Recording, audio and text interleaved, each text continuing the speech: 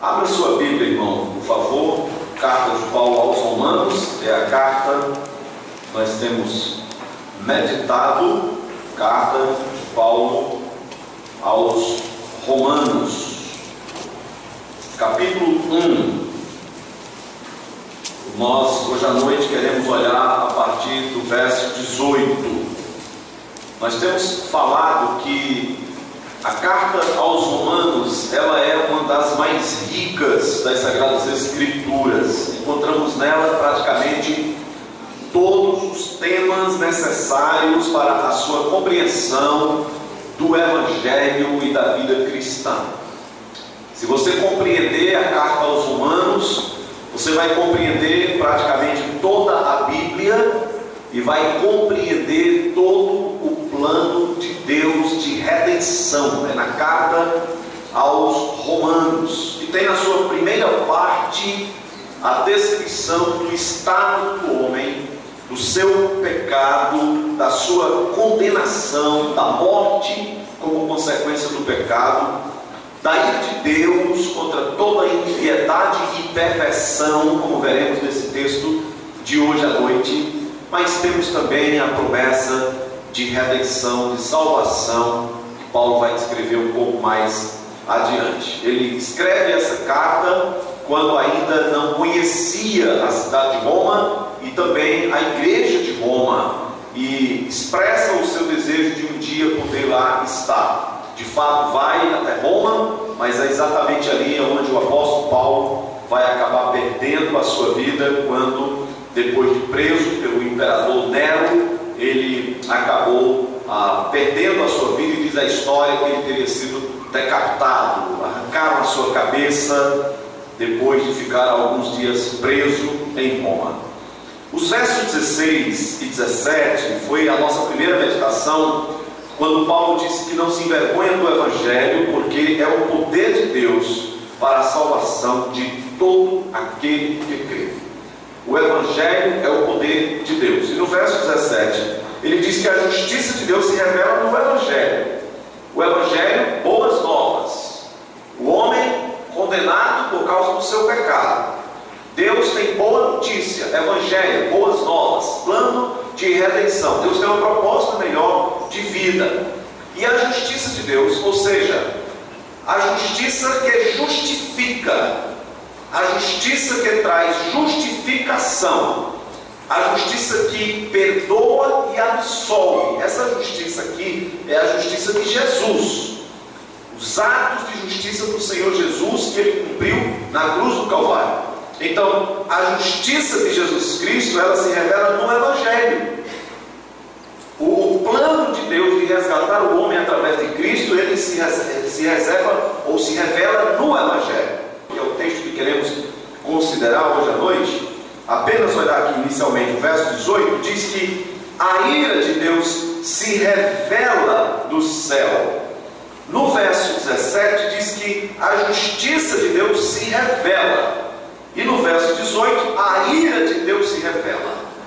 Então nós temos aqui duas revelações. Nós temos a revelação da justiça de Deus, ou seja, você precisa conhecer, porque Deus revelou, Deus tornou claro, Deus desvendou a sua justiça, Deus manifestou o caminho de salvação. Mas Deus também revela a sua ira contra o pecado e a distorção da verdade. Então, no verso 17, a revelação da justiça de Deus. No verso 18, a revelação da ira de Deus. E Paulo diz na continuidade do verso, do céu. Essa ira de Deus se revela do céu, que é uma expressão ou uma lembrança do trono de Deus, contra toda impiedade e perversão dos homens que detêm a verdade pela injustiça. Porquanto o que de Deus se pode conhecer é manifesto entre eles, porque Deus lhes manifestou. Porque os atributos invisíveis de Deus, o seu eterno poder, como também a sua própria divindade, claramente se reconhecem desde o princípio do mundo, sendo percebidos por meio das coisas que foram criadas. Tais homens são por isso indesculpáveis. Porquanto, tendo conhecimento de Deus, não o glorificaram como Deus, nem lhe deram graças, antes se tornaram nulos em seus próprios raciocínios, obscurecendo-se-lhes o coração insensato, inculcando-se por sábios, tornaram-se loucos, e mudaram a glória de Deus incorruptível em semelhança da imagem de homem corruptível, bem como de aves, quadrúpedes e répteis. Por isso Deus entregou tais homens à imundícia pelas concupiscências de seu próprio coração, para desonrarem o seu corpo entre si, pois eles mudaram a verdade de Deus em mentira, adorando e servindo a criatura em lugar do Criador, o qual é bendito eternamente. Amém. Por causa disso, os entregou Deus a paixões infames, porque até as mulheres mudaram o modo natural de suas relações íntimas por outro, contrário à natureza.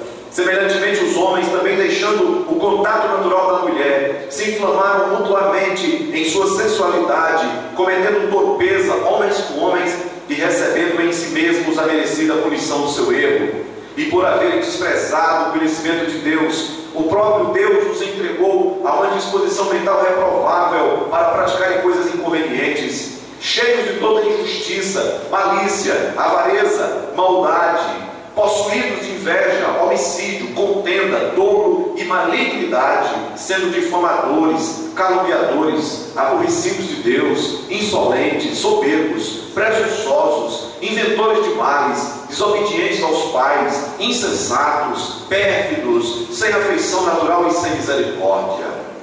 Ora, conhecendo eles a sentença de Deus, de que são passíveis de morte os que tais coisas praticam, não somente as fazem, mas também aprovam os que assim procedem. Terrível, né? Essa descrição é terrível. O que é que está acontecendo aqui? Paulo vai tornar o homem indesculpável com a revelação desse texto que nós acabamos de ler. Nós costumamos dizer que existem dois tipos de revelação de forma bem básica. Ninguém terá desculpa um dia diante de Deus para dizer assim: eu não sabia que o Senhor não existia, ou que o Senhor existia, eu não sabia. Essa desculpa ninguém terá. E ninguém terá porque Deus providenciou soberanamente para que o homem seja culpável perante Ele. Independentemente da Bíblia. E aqui nós temos a primeira revelação, que é a revelação especial. Essa revelação que é a Bíblia, que revela, por exemplo, o caráter de Deus, que revela, por exemplo, a grandeza e a santidade de Deus, revela o coração de Deus, a história da salvação, o que agrada e o que não agrada a Deus. Quando você conhece a Bíblia, você conhece o plano eterno de Deus para o mundo, para a humanidade. Essa é a revelação especial. Jesus Cristo, Ele encarnado, se revela no Evangelho de Deus, registrado pelas Sagradas Escrituras, que foram escritas por homens santos, movidos pelo Espírito Santo, que registraram não o que eles queriam, mas o que o Espírito Santo inspirava, soprava, num período de mais ou menos 1.600 anos, em vários continentes, em 3 línguas, 40 homens usados por Deus. A palavra fora preservada e nós temos fielmente a palavra de Deus hoje em nossas mãos, para que possamos de um modo especial conhecer a pessoa de Deus e então nos relacionarmos com Ele. Essa é a revelação especial. Mas a revelação aqui que Paulo fala a partir do versículo 18 é o que nós chamamos de revelação geral. Agora Deus está se revelando de uma outra maneira. Deus está se revelando para as pessoas, para a humanidade, para pessoas de todas as nações. É uma linguagem universal, para pessoas de todas as épocas, de todos os lugares, para o índio, para o homem ignorante. Essa revelação de Deus é para todos, enquanto a revelação especial é para um grupo específico de pessoas. A revelação geral é para todas as pessoas. Lembram do Salmo 19? Os céus proclamam a glória de Deus e o firmamento anuncia as obras de suas mãos. Agora Paulo chega e diz assim: o que de Deus se pode conhecer. Então o que é possível conhecer de Deus? Porque nós não vamos conhecer Deus extensamente, porque Deus é infinito e eterno, mas aquilo que se pode, que é necessário conhecer de Deus, é manifesto entre eles. Entre eles quem? Entre nós, a humanidade. E por que é manifesto entre eles? Paulo responde: porque Deus lhes manifestou. E como foi que Deus se manifestou para todas as pessoas? Através dos seus atributos invisíveis. Atributos significam qualidades que constituem o ser de Deus. O amor é um atributo de Deus. A grandeza de Deus, a sua infinitude, a sua misericórdia. O amor se revela através da bondade, da misericórdia. São atributos de qualidades morais, de bondade, de grandeza da pessoa de Deus. A ira, que nós vamos falar daqui a pouco, aqui do verso 18, ela não é um atributo, é uma reação santa e justa de um Deus que sente indignação todos os dias contra o mal. Mas o que Paulo está dizendo aqui para nós é que esses atributos, por meio da criação, eles estão sendo revelados para todas as pessoas. E ele diz claramente: se reconhecem desde o princípio do mundo, sendo percebidos por meio das coisas que foram criadas. Qual é a ideia aqui?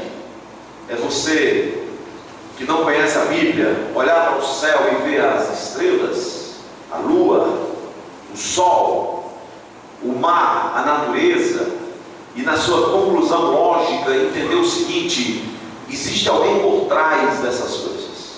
Alguém criou, alguém planejou, alguém estabeleceu. Isso não veio de uma evolução, de uma explosão e nem do acaso, não. Há um Criador. E é exatamente isso que vai ser colocado diante das pessoas que vão tentar usar desculpas naquele dia diante de Deus. Não terão desculpa. A revelação especial, ela leva o homem à salvação. Mas a revelação geral, ela não revela o Evangelho. Eu quero que você entenda isso. A revelação geral, ela não tem propósito de salvar o homem. A salvação só é possível através da palavra.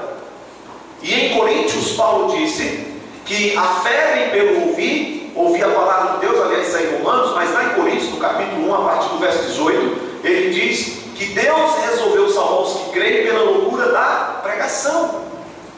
Então é pela exposição da palavra, da revelação especial, que Deus vai trazer salvação. Mas no que se refere à revelação geral, à criação, que atesta e prova a existência de um Deus Criador, santo e preservador, é para tornar o homem indesculpável. Esse é o propósito da revelação geral. É para tornar o homem indesculpável.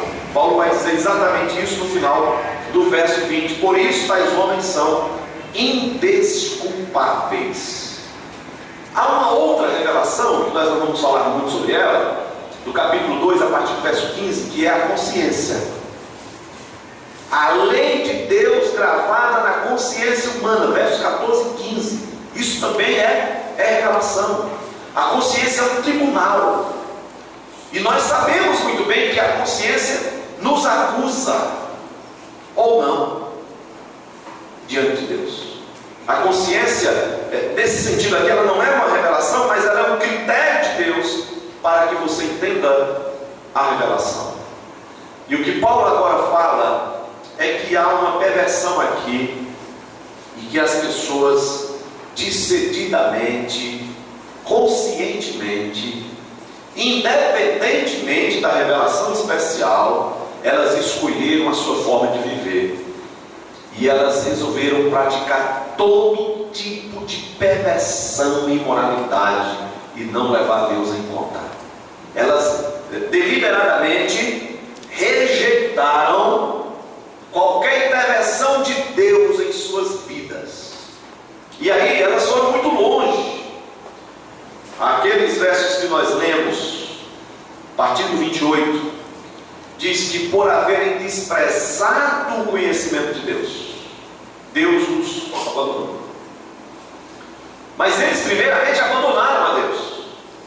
Eles disseram: nós não queremos que o Senhor interfira em nossas vidas, nós queremos viver do nosso jeito. Aí eles passaram a praticar toda a injustiça, malícia, maldade, avareza, homicídio, contenda, caluniadores, aborrecidos de Deus, inventores de mal, desobedientes aos pais, insensatos, sem afeição natural, que significa sem amor à família. Eles não têm afeição natural, que é família. Aí o que é que eles fizeram? Na sua perversão, distorção da verdade de Deus, na sua promiscuidade e imoralidade, eles passaram a praticar toda essa maldade, homens com homens, mulheres com mulheres, que abandonaram o contato natural, que distorceram a lei natural e passaram a cometer todo tipo de torpeza, assim provocando a ira de Deus. Então, por isso que Paulo, quando estabelece o verso 18, e a gente lê o restante do texto como fizemos, a gente entende porque é que Deus está irado. A gente entende porque é que a ira de Deus se revela no céu contra todo tipo de perversão. Essa ira é revelada, e é necessário que Deus fique irado e indignado.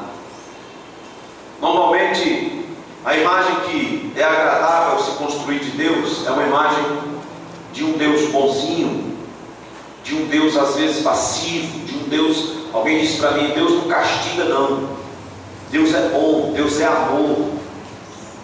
Mas não é isso que nós encontramos na Bíblia, que Deus não castiga, que Deus não pune, que Deus não disciplina. Deus, por ser santo, Ele sente indignação todos os dias, e essa ira, ela é justa, porque Deus é justo. A Bíblia vai dizer aqui mesmo em Romanos, no capítulo 3, verso 23, que o homem ficou aquém da justiça de Deus. Todos pecaram e destituídos estão da glória de Deus.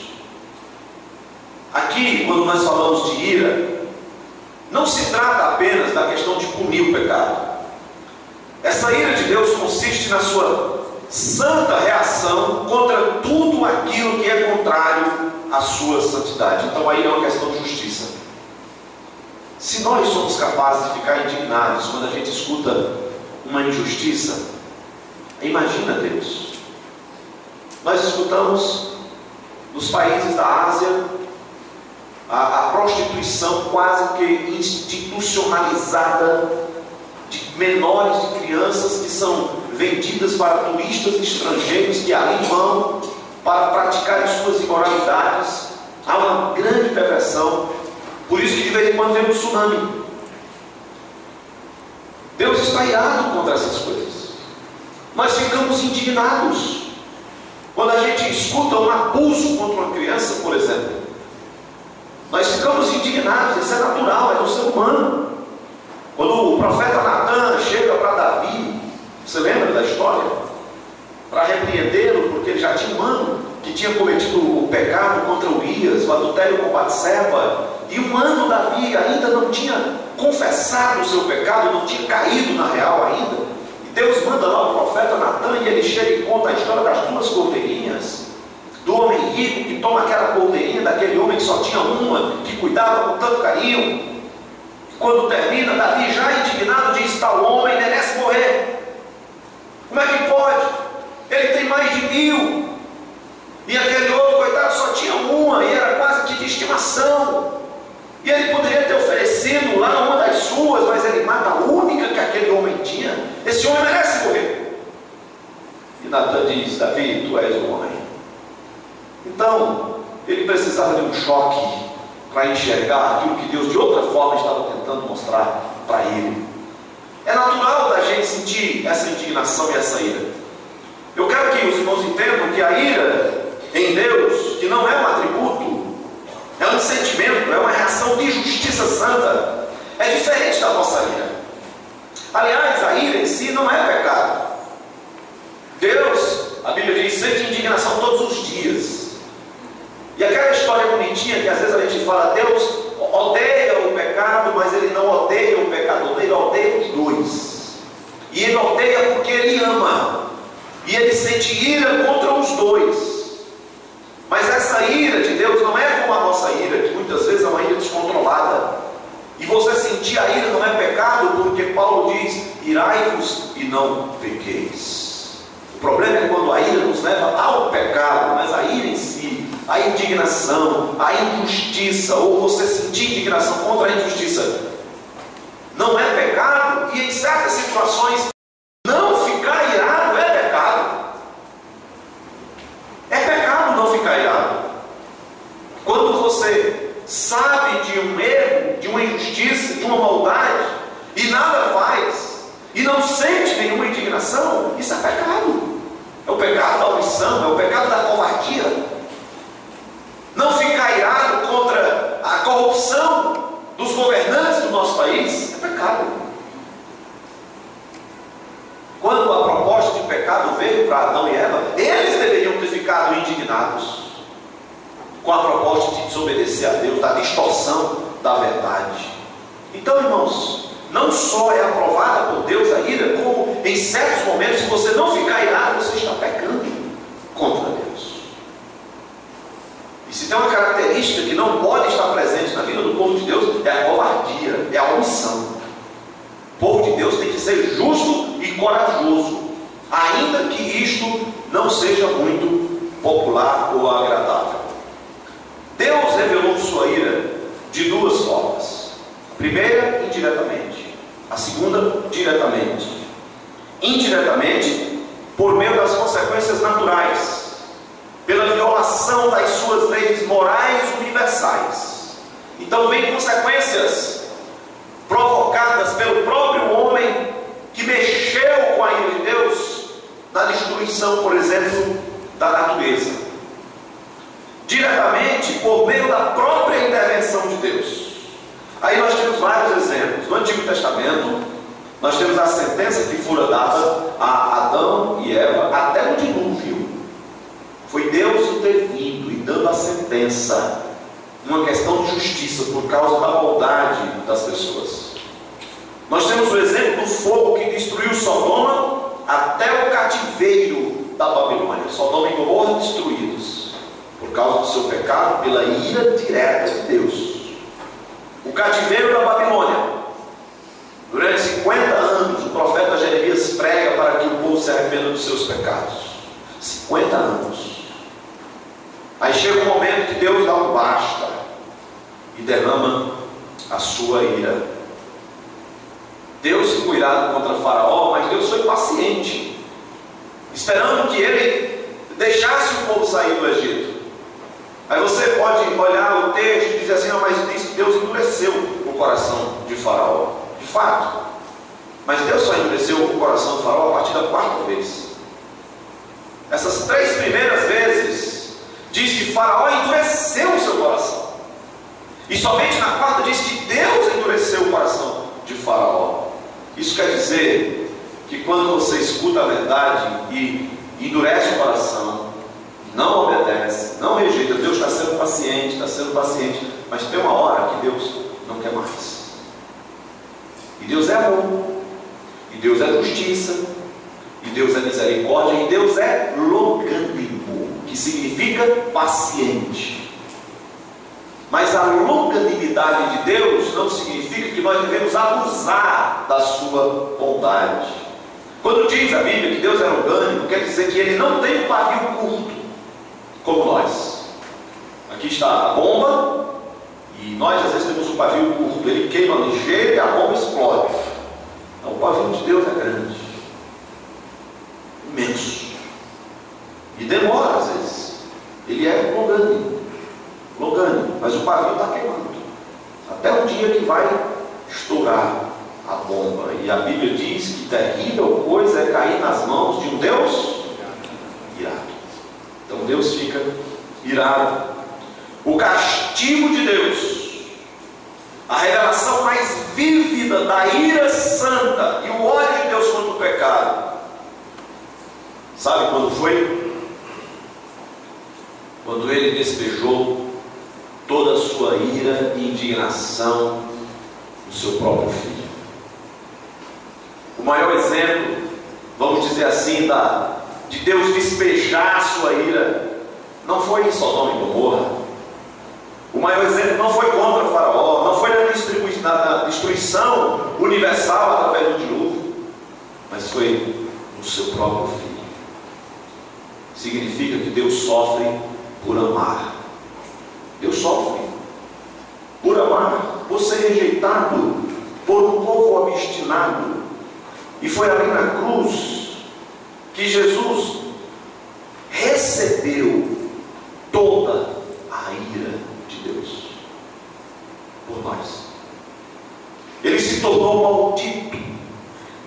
A sua morte foi a morte de cruz. O meio mais terrível de execução já inventado pelo homem, mais humilhante. As pessoas não têm ideia quão terrível era. E diz a história que tinha dias de chegarem até 500 pessoas a serem crucificadas. E tem casos de pessoas que passavam de semanas expostas, pregadas na cruz, expostas ao calor escaldante do deserto durante o dia e ao frio terrível à noite. Essa é a característica do deserto: muito quente de dia, muito frio à noite. E como era uma morte humilhante, aquelas pessoas que eram crucificadas nuas, que era para expor a sua vergonha e humilhar aquela pessoa. Era uma morte terrível. Foi essa sentença que fora dada a Jesus. Grande sofrimento, uma coroa de espinhos, zombaria, açoites. Ele recebe toda a ira de Deus. Ele se torna maldito, porque a Bíblia diz: maldito todo aquele que for cravado na cruz. Ele sofreu o inferno na cruz, porque ele fora abandonado por Deus Pai na cruz. Quando o Pai vira as costas, porque o profeta Abacuque diz que Deus é tão puro de olhos que não pode contemplar o mal. E naquele momento de toda a ira, de todo o pecado na conta de Jesus, o Pai não contempla aquele momento. E há então uma separação da comunhão que o Filho sempre teve com o Pai. E ele clama: Deus meu, por que me abandonaste? Sabe por quê? Porque ali Jesus estava sentindo o inferno. Ele clama pela presença de Deus, porque Deus não está no inferno. Inferno é a ausência de Deus. Quando Deus não está presente na vida de alguém, no lar, na casa de alguém, a vida é um inferno. É ou não é? Quando Deus não dirige a vida de uma pessoa, por mais que ele não entenda isso, mas a sua vida é infernal. E se Deus não está presente, não é céu, é inferno. E este foi o maior sofrimento de Jesus na cruz, quando o Pai se ausenta e o deixa sozinho, e ele clama. Essa foi a sua maior dor. Não foi a traição de Judas, a negação de Pedro, o abandono dos discípulos, não foram os açoites dos soldados, o desprezo do seu próprio povo, nada disso. Mas foi o abandono do Pai. Jesus provou o inferno por mim e por você. Eu sei que a Bíblia diz que Deus está em todos os lugares, e não há nenhum lugar onde Deus não esteja. Mas onisciência significa que Deus tem, ou melhor, onipresença significa que Deus tem ciência de todas as coisas. Não é como desfrutar da presença de Deus no inferno, mas Ele tem ciência do que é o inferno, de como é o inferno. Por isso que Ele é onipresente, porque tudo está claro aqui na palma das suas mãos. Mas quem está no inferno não está com Deus, porque inferno é a ausência de Deus. E foi isso que Jesus provou. Sabe por quê? Por causa da ira de Deus. Essa ira que Paulo diz que se revela do céu contra toda impiedade e perversão. A ira extensiva e intensiva de Deus foi descarregada ali na pessoa de Jesus Cristo. Agora, Jesus não merecia essa ira. Essa ira, ela era para ser descarregada em nós. Aquela cruz não era de Jesus, era para nós. Porque aquela morte ali é para quem peca. O salário do pecado era a morte. Jesus não pecou. O apóstolo Pedro diz: nenhum dolo se achou em sua boca. Ele nunca cometeu uma injustiça. Ele ficou irado, é verdade, quando pegou o chicote e colocou as pessoas para fora do templo. Mas quando o profeta Isaías, 800 anos antes de Cristo vir, vai escrever o capítulo 53, eu não sei se você lembra como é que ele começa o capítulo 53. Aquele texto famoso que diz que ele foi desprezado, como ovelha muda, foi levado ao matador, dele não fizemos caso, foi cortado da terra dos viventes. Mas quando o profeta vai começar aquele capítulo, ele diz assim: quem creu em nossa pregação, e a quem foi revelado o braço do Senhor. Ele está dizendo: eu vou escrever porque o Senhor está mandando, mas as pessoas não vão acreditar no que vai ser escrito aqui no capítulo 53. As pessoas jamais vão compreender a profundidade e a grandeza do que está sendo revelado aqui, porque isso é algo injusto na mente do judeu. Que um criminoso seja crucificado e morto e pague pelos seus delitos, isso é justo, está correto, é aceitável. Mas um homem bom, um homem santo, um homem justo, que não pecou, que não cometeu nenhum crime, isso é incompreensível, isso é inaceitável. Por isso que os judeus não aceitam o capítulo 53 de Isaías. E Isaías diz: quem creu em nossa pregação. Mas lá no Novo Testamento, o apóstolo vai dizer: ora, se alguém pode até se animar a morrer por um bom, alguém morrer no lugar de outra pessoa, sendo uma pessoa boa, a gente até compreende. Mas Deus prova o seu próprio amor para conosco pelo fato de ter Cristo morrido por nós, sendo nós ainda pecadores. Você entende? Se alguém duvida do amor de Deus, tem que olhar para a cruz, porque é na cruz que Deus prova o seu amor, quando entregou o seu Filho justo, amado por pessoas injustas, que não mereciam a salvação, que viraram as costas, que cuspiram em Deus e disseram: não entre em nossas vidas. Foi por essas pessoas, nós, eu e você, que Ele deu o seu Filho. Isso é a maior prova de amor. Você sabe o que é prova de amor? É quando alguém faz o maior sacrifício e entrega o maior bem, de maior valor, em prol de uma causa, ou de um objeto, ou de uma pessoa amada. É assim que se mede amor. Amor está ligado ao valor. Então quem tem mais valor é quem mais deve ser amado. Por isso que o mandamento bíblico é: amarás o Senhor teu Deus sobre todas as coisas. Porque amor está ligado a valor. Deus é o objeto de maior valor. É Ele que tem que receber toda a glória e todo o nosso amor. Amor está ligado a valor. E aí você vai medir qual é o tamanho do amor de Deus pelo valor do objeto que Deus deu e pelo valor do objeto que está sendo resgatado. O valor do objeto, me permite usar essa linguagem, que Deus deu. Qual é o valor do seu filho? É um valor eterno. Por aquele objeto que está sendo comprado, sem valor, condenado, a alma que pecar morrerá. Justamente merecíamos ir para o inferno, mas Deus deu tudo o que Ele tinha para resgatar pessoas que só o odiaram.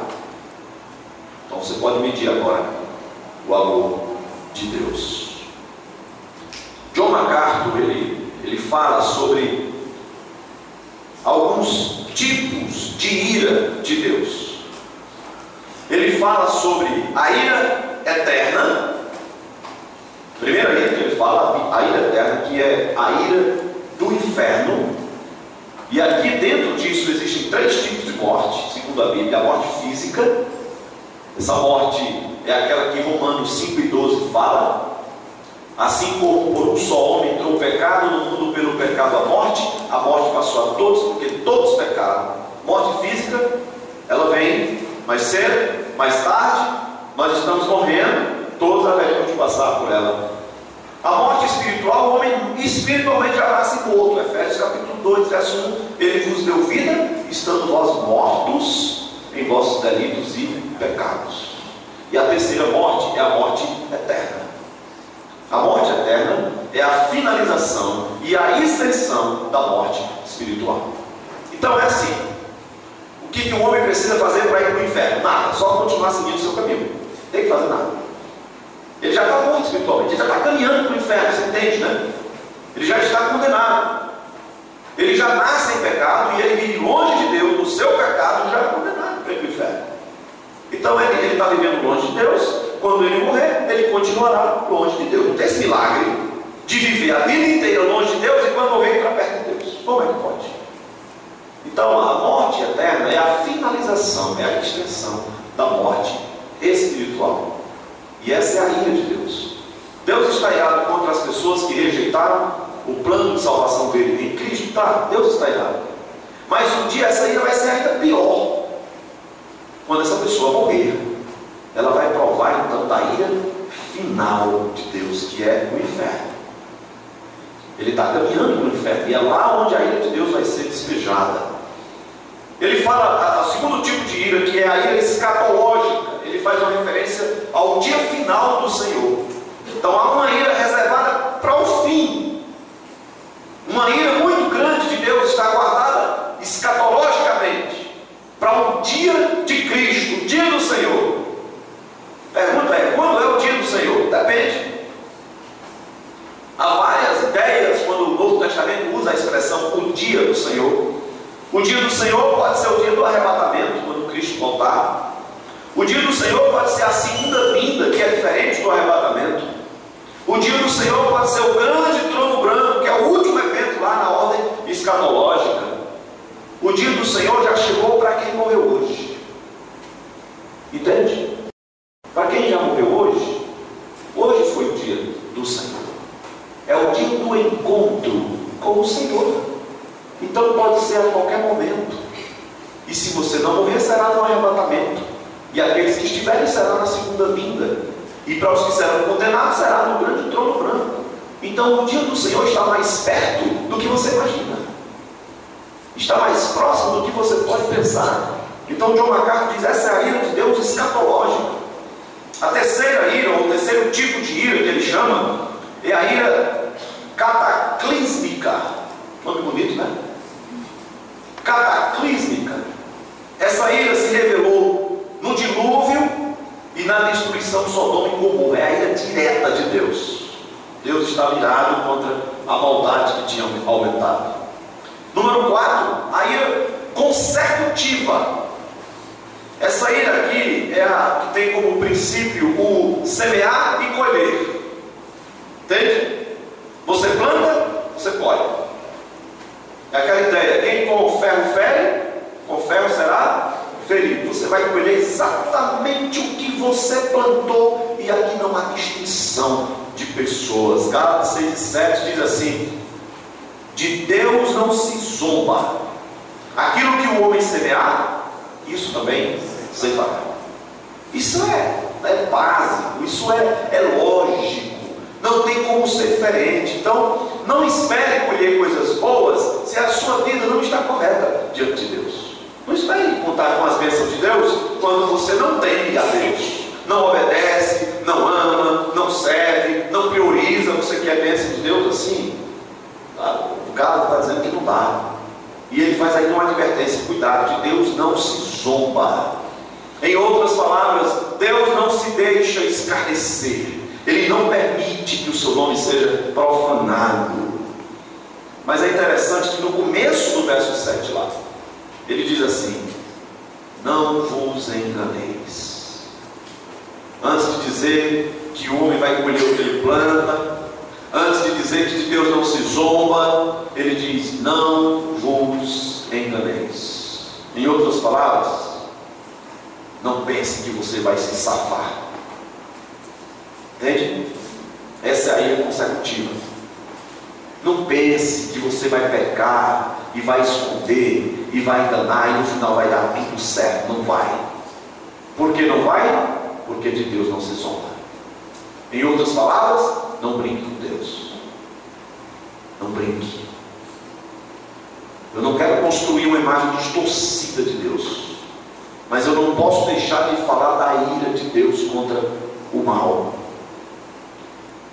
E é interessante porque quando alguém, até mesmo no culto, os shows, os cantores, aquela irreverência que tem para com a pessoa de Deus, expressões que não se usam para com Deus, o cara lá de cima, você ou tu, dentro de uma expressão muito rasteira, tudo que eu quiser, o cara lá de cima vai me dar.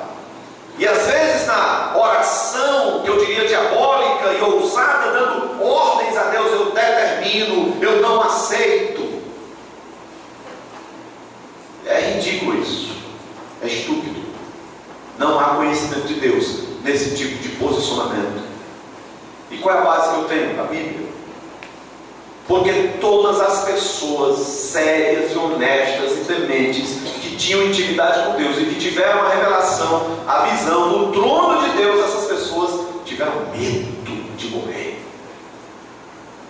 Quando Deus falava e o povo lá na congregação do deserto podia de modo audível ouvir a voz de Deus, o povo tinha medo, fugia e clamou: Moisés, fala tu que nós ouvimos, mas Deus não. Nós não suportamos a sua voz. Você já viu aquele salmo que diz que a voz do Senhor é como muitas águas, é poderosa. A voz do Senhor quebra os cedros do Líbano. Você já viu a visão que Isaías teve do trono de Deus?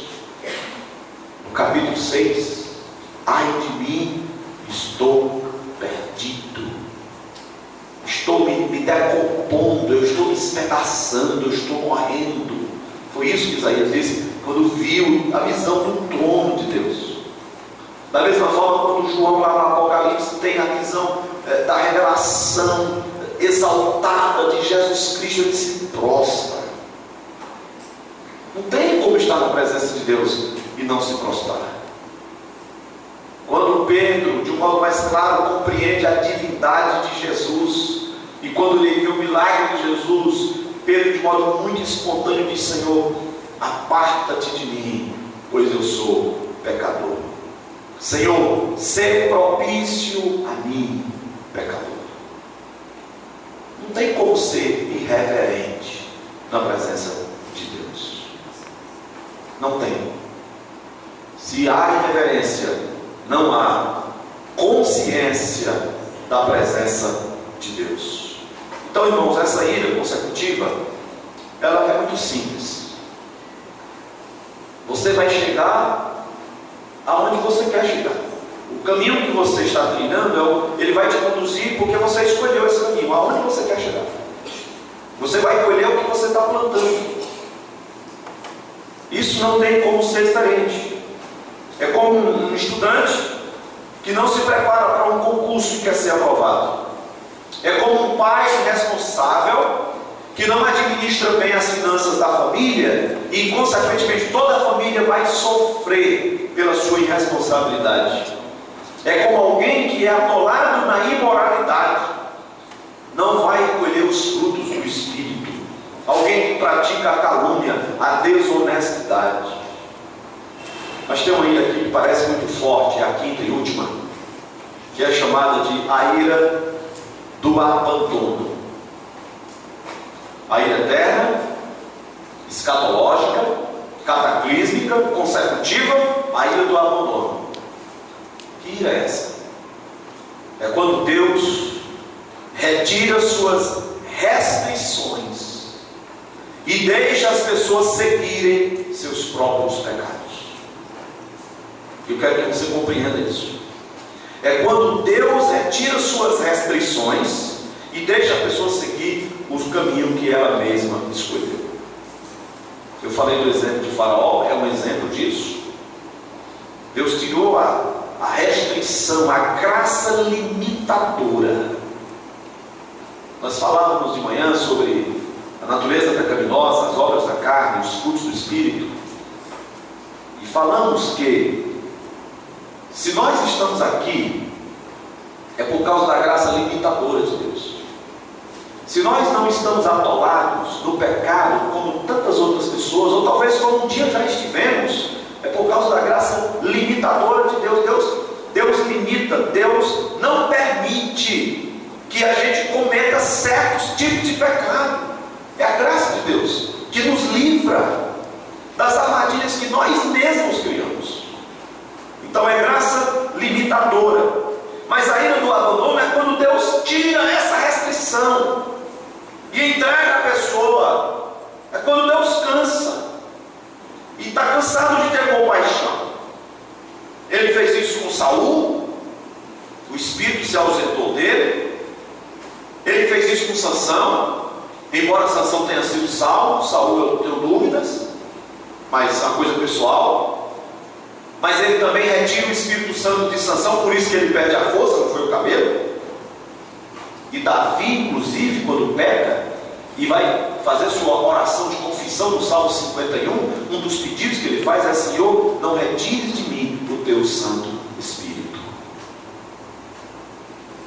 E eu quero olhar duas referências que são importantes com os irmãos: Salmo 81 e Provérbios 1. Vamos olhar essas duas referências que falam da ira do abandono de Deus.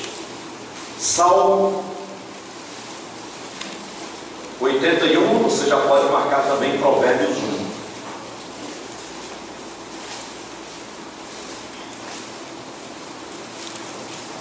Salmo 81, versos 11 e 12. Olha o que diz o verso 11 do Salmo 81. Mas o meu povo não me quis escutar a voz, e Israel não me atendeu.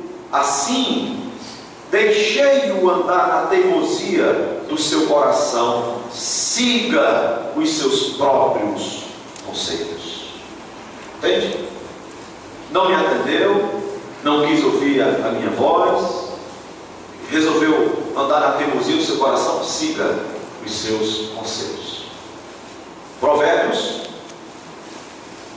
capítulo 1, olha comigo no verso 23 em diante. Provérbios 1, verso 23: Atentai para a minha repreensão, eis que derramarei copiosamente para vós outros o meu espírito, e vos farei saber as minhas palavras. Mas por que clamei e vós recusastes? Porque estendi a mão e não houve quem atendesse? Antes rejeitastes todo o meu conselho e não quisestes a minha repreensão? Também eu me rirei na vossa desventura, e em vindo o vosso terror eu zombarei.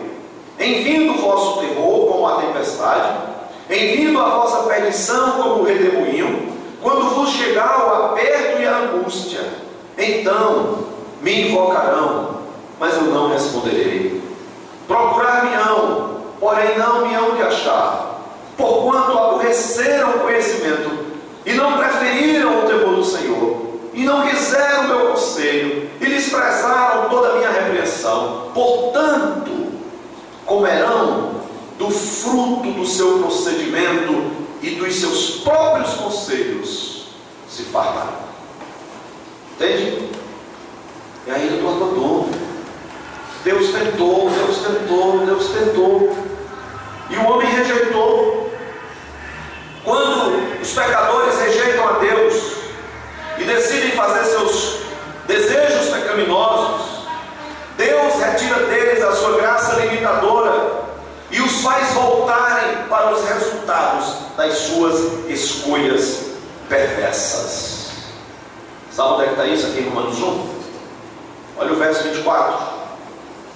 Por isso Deus entregou tais homens à imundícia pelos desejos do seu coração, para desonrarem o corpo entre si. Por isso o quê? Porque é que Deus entregou tais homens à imundícia? Versículo 22. Inculcando-se por sábios, tornaram-se loucos, mudaram a glória do Deus incorruptível em semelhança da imagem de homem corruptível. Eles mudaram a glória de Deus, eles distorceram a verdade, e Deus clamou, e Deus buscou, e Deus apelou, e Deus mandou seus servos. Eles endureceram o coração, então Deus entregou a imundícia. Olha mais, verso 26.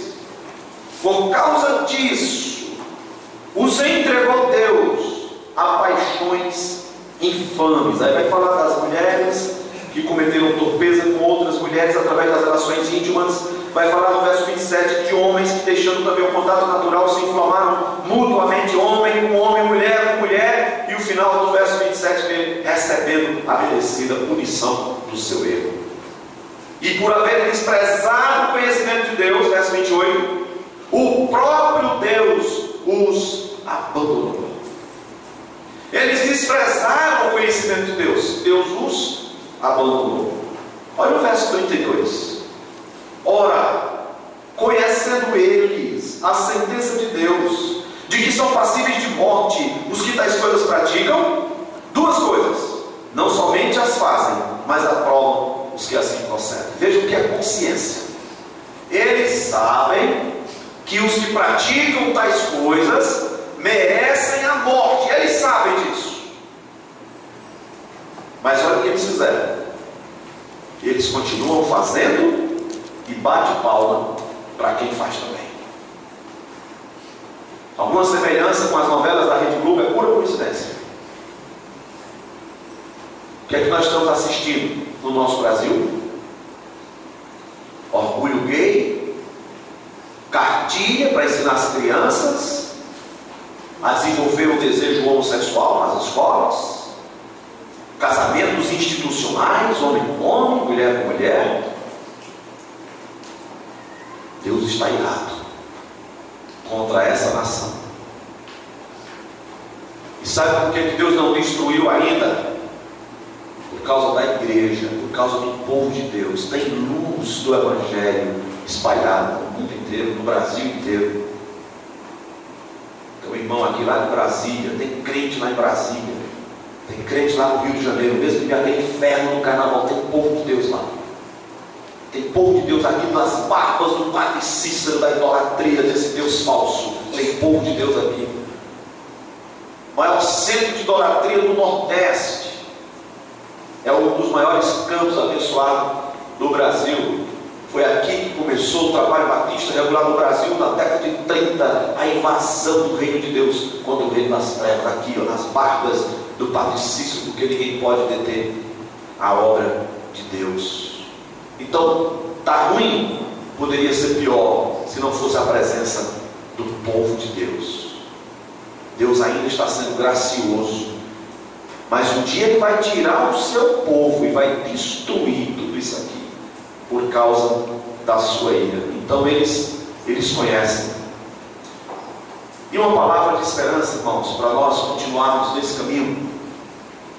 Uma tendência nossa, como fez Asaf no Salmo 73, é começar a olhar para a vida dessas pessoas e ver como elas se dão bem na vida, sem preocupação das anseias dos mortais, vão bem nos seus negócios, seus filhos têm saúde, tem casa boa, tem muito dinheiro, tem bom emprego. A gente começa a olhar para a vida dessas pessoas e a gente começa a ficar encucado na mente: como é que pode o povo de Deus sofrendo, passando necessidade? Estamos querendo fazer o que é certo, mas quem sofre aqui somos nós, e olha eles lá. Você está interpretando errado. Sabe o que é isso? Sabe o que a Bíblia diz que é isso? Sabe o que significa não acontecer nada com eles, segundo o nosso juízo? Significa juízo de Deus. fazem tudo errado e aparentemente estão indo muito bem, obrigado. Isso é juízo. Sabe o que a Bíblia diz que Deus está fazendo? Está rindo deles, como nós vimos lá no Salmo. Deus está zombando deles. Deus está olhando para eles caminhando e está rindo. Está chegando o seu dia. É juízo. Quando não acontece nada, é porque Deus está dizendo o seguinte: continue, continue, a gente vai se encontrar lá na frente. E aí a ira de Deus será derramada. Eles estão caminhando, praticando pecado, desprezando o conhecimento de Deus, distorcendo a verdade de Deus, transformando a glória de Deus em mentira. E eles estão indo muito bem. Se bem que alguns já estão na papuda, né, Brasília? Mas eles estão indo muito bem. Isso é juízo de Deus. É juízo. Antes tivesse acontecido alguma coisa. Quando alguém comete pecado e não acontece nada na sua vida, é juízo de Deus. Juízo não é só quando vem castigo, porque a Bíblia diz que Deus disciplina os seus filhos como consequência dos seus pecados. Isso é verdade. Mas não acontecer nada também é juízo. Quando alguém se diz crente, causa escândalo, comete pecado, causa dano à igreja, divide a igreja e vai embora, e a gente fica esperando, aquela pessoa vai pagar. Você não sabe como ela vai pagar.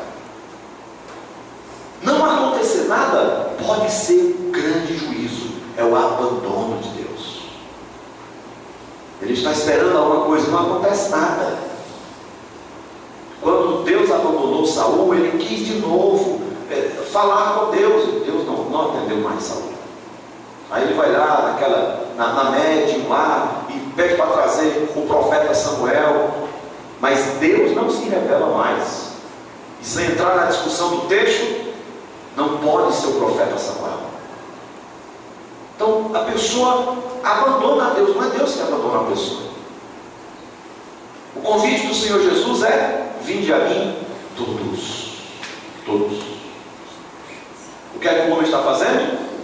Desprezando o conhecimento de Deus. O que é que Deus está fazendo? Continua convidando: vinde a mim todos. E o homem continua desprezando o conhecimento de Deus.